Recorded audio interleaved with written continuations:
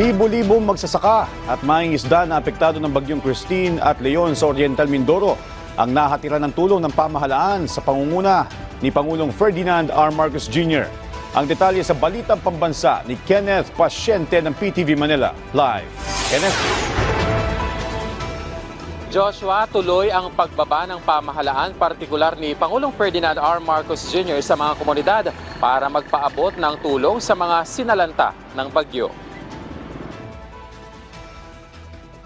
Wala nang mapapakinabangan pa sa kanyang pananim na palay si Marvin. Pinadapa kasi ito ng malakas na hanging dala ng bagyong Christine kamakailan. Masakit po para sa amin. At siyempre, ika nga, aanihin na lahat-lahat, dinaanan pa ng ganyang kalamidad. Kaya para tulungan ng mga gaya ni Marvin at iba pang magsasaka at mangingisda na biktima ng kalamidad, nasa mahigit 46 milyong pisong halaga ng financial assistance ang dala ni Pangulong Ferdinand R. Marcos Jr. sa mga taga-Oriental Mindoro, kung saan tinatayang halos 5,000 magsasaka at mangingisda na apektado ng bagyong Christine at Leon ang nakatanggap ng financial assistance mula mismo sa tanggapan ng Pangulo na nagkakahalaga ng 10,000 piso bawat isa.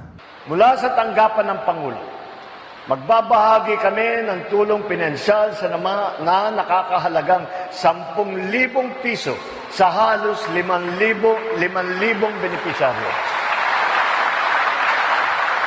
Ito po ay para matulungan po kayo sa iba pang mga pangangailangan. Mga kababayan, ang pamamahagi ng tulong na ito ay tanda ng ating panata sa isa't isa, na kahit anong mangyari, tayo ay laging magtutulungan. At ang pagbangon mula sa ganitong sakuna ay nakasalalay sa bawat isa sa atin. Ang tulong na ito ng pamahalaan, malaking bagay daw sa mga benepisyaryo lalo na sa kanilang kabuhayan. Maraming salamat po sa ating mahal na pamahalaan, sa pangunguna ni Pangulong Bongbong Marcos. At kami po ay mabibigyan ng ayuda mula sa kanilang tanggapan. Saan niyo po ito magagamit, sir? Sa pagbubukid po ulit. Pang-umpisa po ulit. Tulad po sa estudyante, sa mga pagkain namin, sa mga bata, pamilya. Kinilala naman ng Pangulo ang pagsisikap ng bawat isa upang makatulong sa mga naapektuhan ng bagyo. Gayon din ang pagiging resilient ng mga biktima nito. Kaya iginiit niya na bagaman hindi mapipigilan ang pagdating ng mga bagyo sa bansa, tinatapatan niya ito ng mga hakbang ng pamahalaan para mabawasan ang epekto ng kalamidad. Kabilang na riyan ang pag-ata sa DILG at DNR na gamitin ang geohazard map para matukoy ang mga lugar na lantad sa pagguho ng lupa para agad na mailikas sa mga residente sa ligtas na lugar. Hiling naman ng Pangulo sa mga residente na dadaanan ng mga paparating na bagyo. Hinihimok ko rin ang ating mga kababayan na sumunod sa mga babala ng inyong lokal na pamahalaan para sa inyong kaligtasan. Lalo na po roon sa mga kinakailangan lumikas, batid namin na mahirap maiwan ang inyong bahay, mga pag-aari. Ngunit huwag na pong mag-atubili na lumikas kung ito ay sasalba sa inyong buhay.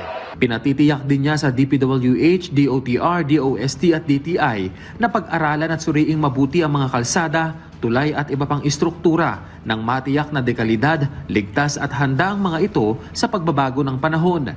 Ipinag-utos na rin ng Chief Executive ang pagre-rebisa sa Flood Control Master Plan. Ang sabi ko nga, ang bagyo ngayon iba na. May mga flood control tayo, pero dahil sa mas madaming tubig na dulot ng pag-ulan, hindi na nakakayanan. Kaya inatasan ko na rin ang DPWH, ang DNR, at iba pang ahensya na rebisahin ang Flood Control Master Plan upang makasabay sa patuloy na paglakas ng mga bagyo.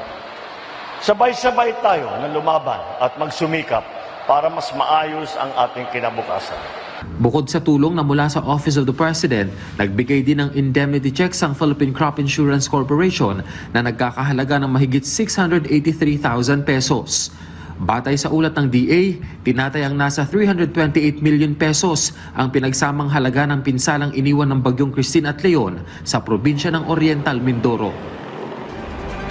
Joshua, nagpasalamat naman ang pamahalaang lokal ng Oriental Mindoro sa maagap na pag-aksyon ng national government sa pangunguna ni Pangulong Marcos Jr. lalo na sa pagtulong sa kalamidad na kanilang naranasan gaya ng oil spill, El Nino at ito ngang sunod-sunod na pagtama ng bagyo. At yan na muna ang latest mula rito sa Pinamalayan, Oriental Mindoro. Balik sa iyo, Joshua. Maraming salamat, Kenneth Pasyente.